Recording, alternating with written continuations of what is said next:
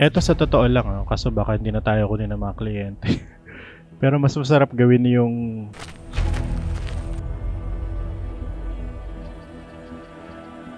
Simple lang, 'di ba?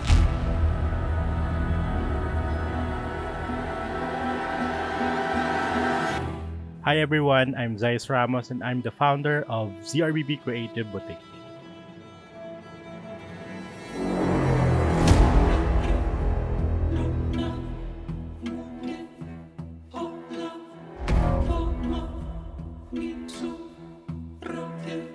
Mababurnout ka lang eh.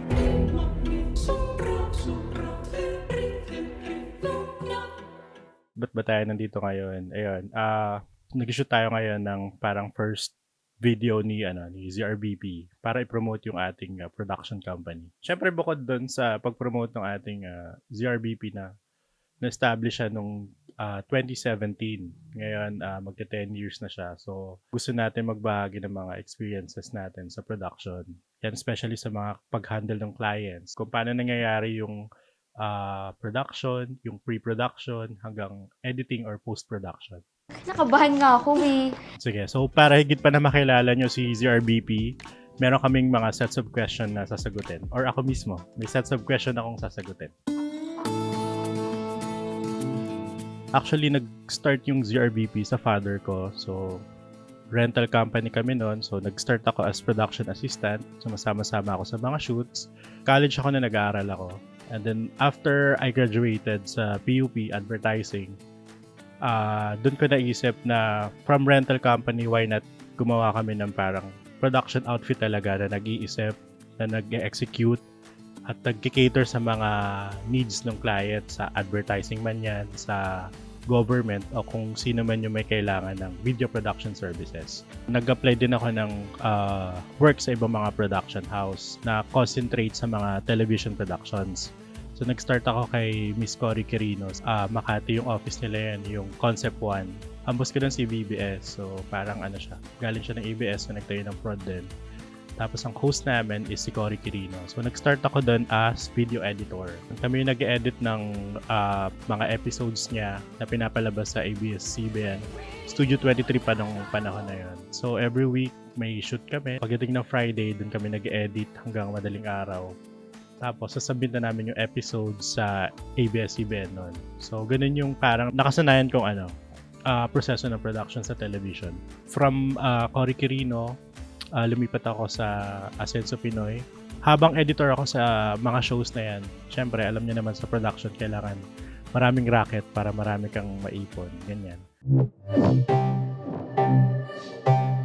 So bago nagsimula si ZRBP, may mga nauna pa akong prod na yon hindi nag-workout kasi nagkaroon ng mga problems. Nangyari dyan is parang restart ulit. Paulit-ulit na restart. Parang ganun sa production parang lagi ka nagsisimula. Pero yon kailangan mong isipin kung ba't mo ginagawa yung ginagawa mo. Kaya kailangan mo magpatuloy. So, doon nabuo si ZRBP na inopen ko nung 2017. Talagang yung capital ko talagang hiniram ko lang lahat. Zero talaga ako, ganyan. And then, dahan-dahan, nakabangon yan. Nagkaroon ng mga projects. Tuloy-tuloy, sa awa ng Diyos. Yan. Ngayon, magti 10 years na yung ZRBP. First project ni ZRBP. So, first project ni ZRBP back in 2017, since nabanggit ko nga na galing ako sa television production. So, ang una naming project is yung Loving What You Do. It's a television show na pinapalabas sa PTV4. Then, later on, nung nagkaroon kami ng konting pondo, nilipat namin siya sa GMA News TV. Kasabay nung TV show, di naman siya sapat lang na yung TV show lang yung ginagawa niya. So, on the side, gumagawa kami ng mga AVPs, ng mga commercial, mga maliliit lang na TVC, ganyan. Mga coverage, event coverage, yun si MegaWorld na matagal na naming client. Yan. So, nagko-cover kami ng iba't ibang mga events nila sa kung saang properties nila. So, yan. And then, nangyari yung pandemic. So, yan. Ulit na naman. So, para kami nagsisimula ulit. Doon naman pinanganak si Entrepreneurs TV, which is yung pangalawa naming independent produced TV show na sinimula namin siyang ilabas sa PTV4. Nakatatlo or 4 na season din kami dyan.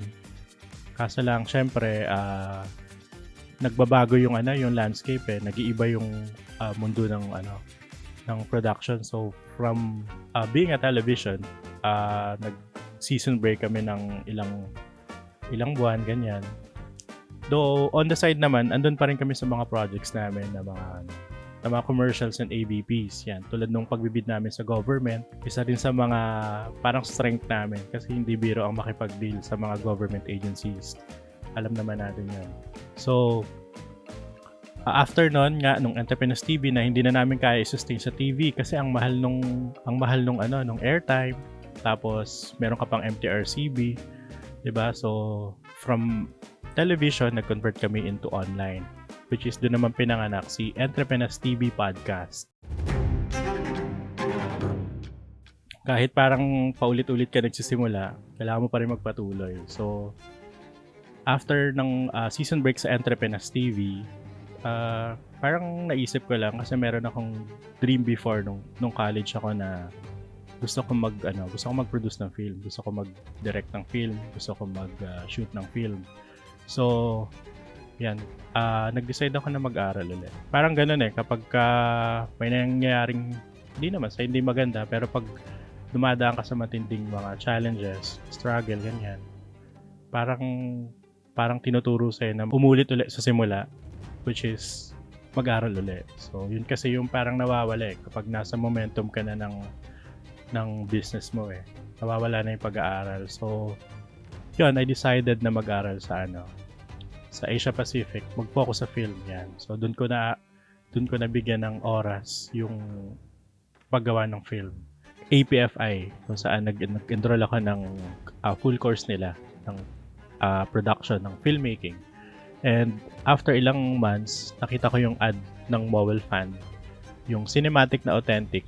Di ko akalain na masasama ako doon. Parang nagbakasakali lang ako.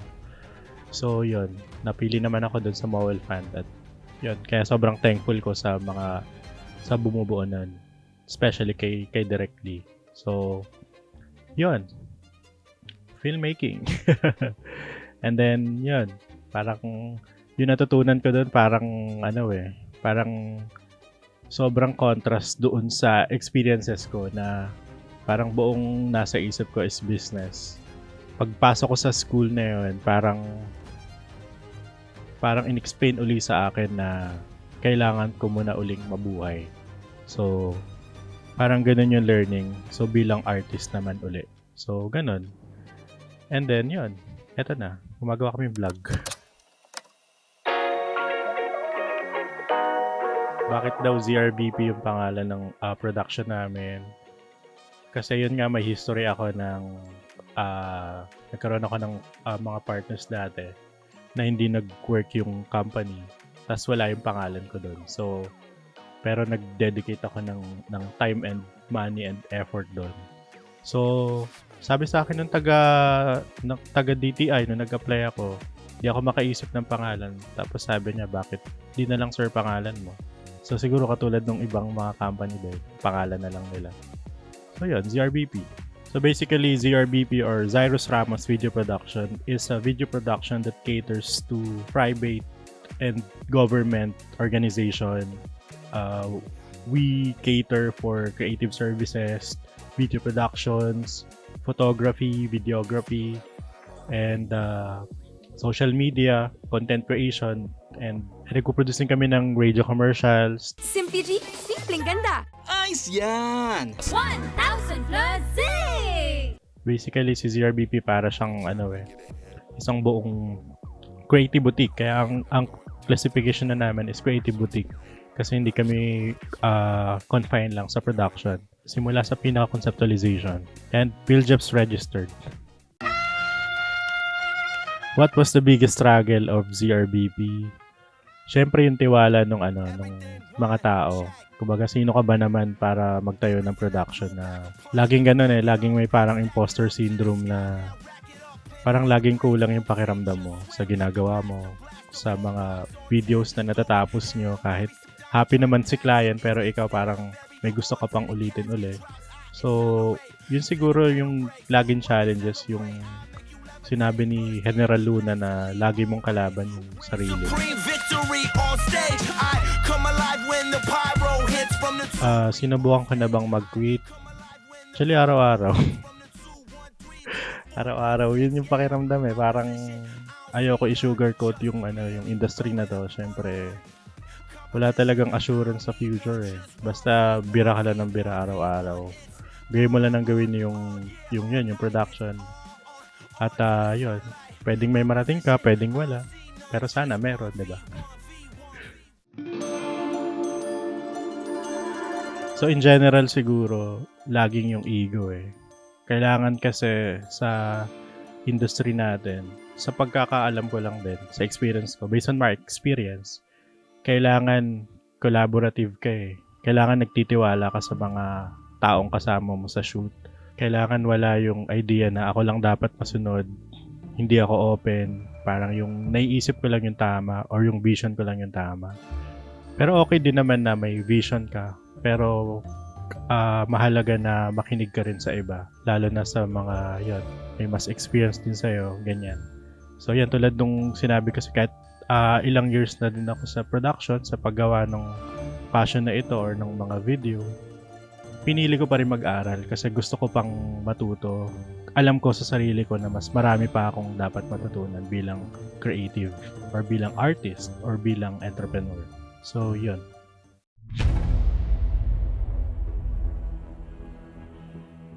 Eto sa totoo lang, kaso baka hindi na tayo kunin ng mga kliyente. Pero mas masarap gawin yung mga student projects. Ewan ko kasi siguro dahil sa malaya kang gawin kung ano yung gusto mo talagang gawin dun sa video. Kasi kadalasan naman talaga hindi mabigay sa'yo yung freedom na mag-decide kung ano yung maganda dun sa video. Which is, yun nga, yung mga student projects, like yung ginawa ko for Asia Pacific, yung Arapa, yun, parang nabigay ko yung buong sarili ko dun eh. Tapos, yun ginawa ko dun sa Mowel Fund na Her Lip. Student films, yun yung mga favorite kong gawin talaga. Kahit walang bayad. Yun nga, tulad ng sinabi ko, since minsan wala kang power dun sa sa mismong project eh. Pwede ka lang mag-advise or magbigay ng option sa clients. Pero kapag hindi maganda yung pinuntahan yan, parang sa'yo yung balik, diba? So siguro yung lesson doon, pag meron kang nakikitang na tingin mong dapat gawin, sundan mo yung yung sarili mo. Kasi yun yung nawala sa akin eh.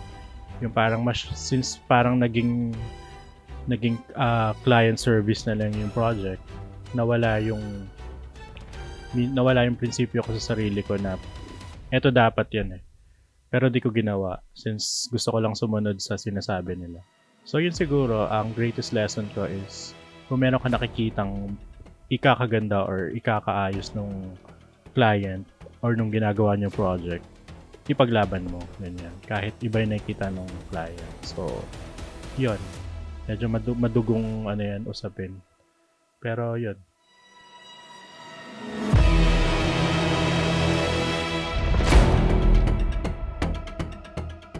Okay, so siguro hanggang doon lang muna yung video. So sa mga next episode namin, baka magpakita kami ng mga BTS. Hindi na ako magti-tips kasi marami na magagaling na mag-tips. So, yun. In our next episode, sana abangan nyo yung mga behind the scenes namin. And don't forget to follow our Instagram, ZRBP Studio, and Facebook at ZRBP. And once again, this is Zeiss Ramos of ZRBP. Shoot na!